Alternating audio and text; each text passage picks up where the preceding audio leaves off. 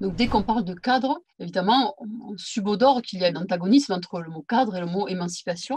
Mais justement, ça oblige à réfléchir sur les cadres et quel est ce terme-là et dans la réalité, comment ça se construit. Donc quelques questionnements préalables. Qu'est-ce qu'un cadre? Comment penser un espace, un environnement qui constitue un lieu de sécurisation pour pouvoir aller plus loin?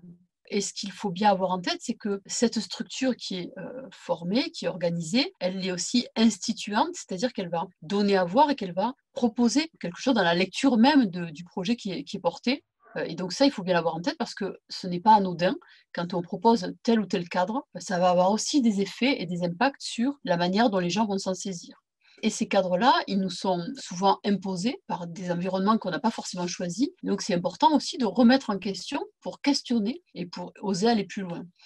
Comment notre manière de penser les espaces que l'on met à disposition sont aussi construits par la société et comment du coup on peut sortir de ces espaces-là, y compris des espaces physiques. Parce que, comme je le disais à plusieurs moments, agir dans le cadre, dans l'espace qui est prédéfini par quelque chose d'extérieur, donc je dis le cadre qui est soit physique, soit symbolique, ça ne suffit pas. Parce qu'on a beau changer dans ce cadre-là, les personnes ont beau évoluer dans un espace, ça ne permet pas de transformer globalement le microcosme ou la société dans laquelle on est, et donc ça ne permet pas véritablement une transformation.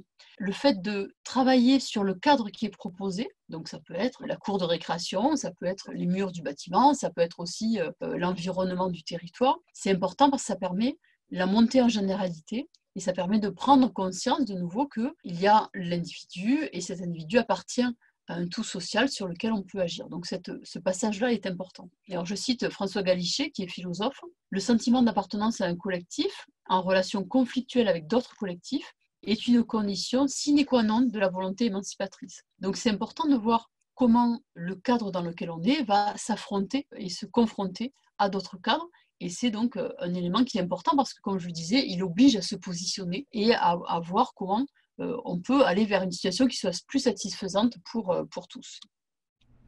C'est important pour penser le lien entre émancipation individuelle et collective et transformation sociale, de transformer les cadres, donc je dis à plusieurs reprises, sinon il y a le risque de la reproduction. Il y a le risque de la reproduction des systèmes de domination, des rapports de domination et des situations insatisfaisantes. Si demain, l'accès à la santé pour les jeunes Roms est facilité à un moment donné parce qu'eux ont acquis la possibilité et la compréhension de quel cheminement ils doivent faire pour faciliter l'accès à la santé, mais que de l'autre côté, l'hôpital n'a pas intégré ces besoins sociaux et n'a pas transformé les modes d'accès à l'hôpital, eh bien, une fois que ces jeunes seront partis, tout va se reproduire et on n'aura pas changé véritablement la situation. Donc c'est important de prendre en compte l'enjeu de transformer les cadres. Donc une citation encore de François Galichet qui dit « L'émancipation ne doit pas seulement prendre acte des conditions de réalisation de la dignité des personnes, elle doit viser d'abord à déconstruire les attentes sociales qui véhiculent déjà en leur sein une conformation en attente de genre, de classe, de race, donc s'assurer des conditions sociales de la confiance en soi qui permettent une réelle critique des structures sociales. » Donc on voit bien que critiquer les structures sociales et les changer, ça nécessite aussi de travailler sur la déconstruction des attentes sociales. Plutôt que de considérer que c'est une difficulté, il me semble plus intéressant de considérer que c'est une opportunité pour répondre aux enjeux sociaux, le fait de travailler sur la transformation sociale et l'émancipation collective. Travailler sur la transformation sociale, on pourrait se dire que c'est difficile, que les choses parfois prennent beaucoup de temps à changer, voire ne peuvent pas changer. Néanmoins, c'est un processus qui est évident, qui est irréversible et qui va de soi, quoi. Donc je cite quelques citations ici. Alors Boltanski, qui est un sociologue qui a travaillé sur les questions d'émancipation, il dit « Les dominés eux-mêmes ne suivent pas les règles. Personne ne peut suivre une règle. C'est un des acquis de la sociologie, de la philosophie de l'action. Personne ne peut agir longuement en suivant à la lettre les règles. » C'est vrai que les normes, elles évoluent au fur et à mesure de la société. Donc rien n'empêche de vouloir travailler, et c'est tout à fait légitime de vouloir travailler et accompagner ces changements. Ces changements-là, les changements de la transformation sociale, donc le fait de travailler sur ce cadre-là, évidemment, il ne se fait pas du jour au lendemain. Et comme dit Galichet, c'est un jeu d'action et de contraction où en permanence il y a des ajustements. Donc c'est pas on fait une proposition et le lendemain elle est acceptée, mais c'est un jeu d'action et de contraction. Et c'est important d'avoir ça en tête, y compris dans la manière dont on va travailler avec les jeunes, pour ne pas laisser croire que c'est quelque chose qui est facile, parce que bien évidemment c'est pas facile, sinon ça se saurait. Dernière citation de Boltanski, un monde rendant possible l'émancipation n'est pas un monde sans règles, mais c'est un monde où la règle est sans arrêt ouverte à l'interprétation et à la discussion. Ça, c'est important d'avoir en tête ça, parce que bien souvent, dans les représentations sur ce qu'est l'émancipation collective et la transformation sociale, il y a une idée de révolution, de danger, d'instabilité sociale, etc. Or, quand on parle d'émancipation, il ne s'agit pas de dire qu'il n'y a pas de cadre, il s'agit qu'il y a un cadre, mais que dans ce cadre peut être interprété, discuté, et c'est ça qui le fait évoluer, quel qu'il soit. Comment travailler ce cadre-là et comment accompagner ce cadre-là? Alors, on s'aperçoit que quand on observe des actions qui sont menées auprès de jeunes, on s'aperçoit qu'il y a plusieurs positionnements et que selon les positionnements qui vont être développés, qui vont être mis en œuvre, ça va permettre de travailler ce cadre-là et de faciliter l'accompagnement vers l'émancipation. Alors, j'ai distingué 3 types de positionnement: l'accompagnateur technique, le facilitateur animateur éducatif et le facilitateur projet commun. Dans les 2 premiers positionnements, c'est davantage la technicité qui va compter et la fonction de médiation entre les jeunes. Ce qui est intéressant dans le dernier profil, le facilitateur projet commun, ce qui est intéressant, c'est que les professionnels qui ne sont pas directement formés sur les questions d'insertion ou sur les questions d'animation se positionner en partenaire, en compagnon des jeunes sur leur projet. Et vraiment, c'est très net la différence de positionnement et ça produit aussi des choses qui sont vraiment très différentes. Dans les 2 premiers cas, les jeunes développent plus de compétences et plus d'autonomie, alors que dans le 3e cas, on voit vraiment des signes importants sur les questions d'émancipation. Donc ça, c'est vraiment intéressant. Et ça nous dit quelque chose aussi du rôle que se donnent les médiateurs ou les animateurs, etc. Alors, quelques exemples. Moi, je vais prendre qu'un exemple parce que je vois que le temps passe. Sur les jeunes, justement, et sur ce rôle de médiation qui accompagne ou pas l'émancipation. Dans un des quartiers de Montpellier, il y avait des travaux de rénovation urbaine avec des chantiers importants. Et donc, il y a des jeunes qui ont choisi de bloquer les chantiers. Ils appelaient les bloqueurs de chantier. Voilà. Ils ont bloqué les chantiers parce qu'ils estimaient que la clause sociale des entreprises n'était pas respectée. Donc, la clause sociale, en fait, c'est l'obligation pour les entreprises de salarier, d'employer des gens du quartier. Cette initiative-là montrer la capacité aussi des jeunes de porter une revendication qui relevait d'enjeux sociaux importants.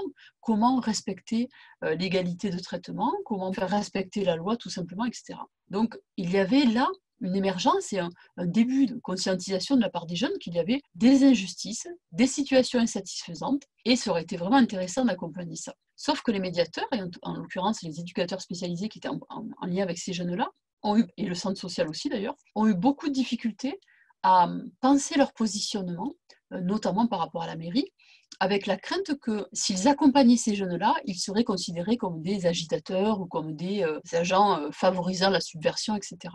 Et donc, juste pour terminer sur cet élément-là, suite à tout ce mouvement, les acteurs de la jeunesse et les professionnels qui étaient sur le quartier ont créé une commission pour s'assurer que la clause sociale était respectée. Commission dans laquelle les jeunes n'ont jamais été associés. Et alors, je vais citer Philippe Quentin, qui était inspecteur de l'éducation nationale, et donc il a fait tout un travail d'analyse pour montrer qu'il y avait d'autres manières de travailler avec le cadre existant. Alors, je vous dis, juste le début, autoriser l'enseignant à s'autoriser à réfléchir sur des rituels, à y renoncer. Il prenait l'exemple d'un travail qu'il avait mené avec des enseignants sur la correction des cahiers. Et en fait, en détricotant tout ce rituel qui était construit autour de la correction des cahiers, en fait, les enseignants se rendaient compte que c'était complètement contre-productif, que ça prenait du temps, qu'il n'y avait aucun retour qui était fait aux élèves, que ça ne permettait pas aux élèves de comprendre le processus, etc. Bref, qu'il fallait laisser tomber ce rituel-là. Et donc, une des dernières étapes du processus d'émancipation, qui est le passage à l'action par la production d'un contenu politique, c'est une étape qui est importante, c'est l'étape de la proposition. Et cette proposition, la production d'un contenu politique, alors une proposition de réponse à une situation insatisfaisante, elle va bien souvent aller à l'encontre de ce qui est établi, à l'encontre des cadres qui sont proposés, parce que ça part d'une situation insatisfaisante. Donc à un moment donné, ça veut dire qu'il y a quelque chose qu'il a posé, qu'il a créé, et donc il va falloir la positionner.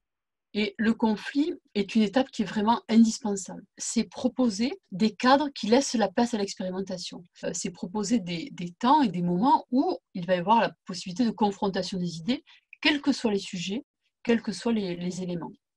Dernier élément, des freins à l'émancipation. Donc bien évidemment, engager ce genre de travail, ce n'est pas facile, notamment parce que ce travail-là, pour changer la situation initiale, va créer évidemment des résistances ce n'est pas tant qu'ils sont en opposition, c'est que cet espace-là, qui soit serein et qu'il soit posé comme expérimental, n'existe pas et donc ne permet pas à chacun de se positionner et d'avancer ensemble. C'est aussi lié à la vision du rôle des institutions qui sont garantes de la pérennité de la société. Et donc, comment les institutions, alors je dis institutions, elles peuvent être de divers ordres, associatives, ça peut être l'État, ça peut être des collectivités, comment elles font à la fois, elles doivent s'assurer de la stabilité et à la fois elles doivent intégrer des processus d'émancipation et donc des revendications, des choses qui vont venir la déstabiliser. À partir du moment où on crée de l'instabilité, ça nécessite des réajustements et ça, ce n'est pas facile à gérer, en tout cas pour les institutions, mais aussi pour les personnes, je l'ai dit plus haut et au départ. Et donc, le processus d'émancipation doit se confronter, de par sa nature même, aux finalités des politiques publiques et de leur mise en œuvre. Et alors, quid du positionnement des associations de jeunesse et d'éducation populaire sur des questions sociales? Parce que bien souvent, quand on regarde les objets qui permettent de support de travail, je dirais, pour travailler les questions d'autonomie ou d'émancipation, est-ce qu'ils posent vraiment des questions sociales ou est-ce qu'ils relèvent plutôt de l'animation socio-culturelle? Donc ça, c'est quelque chose que je trouve intéressant à questionner et comment, du coup, elles participent à l'évolution du cadre social. Comment ces accompagnements permettent ça et comment ces accompagnements permettent aux jeunes, leur permettent de trouver une place dans la société et au moins sur l'espace de travail dans lequel ils sont, en référence à ce que je soulignais tout à l'heure sur les visions négatives dans lesquelles ils sont. Donc il me semble que l'animation jeunesse a des enjeux importants, mais cela nécessite, pour travailler sur les questions d'émancipation, de se questionner sur les finalités. Est-ce qu'elles peuvent travailler sur des questions sociales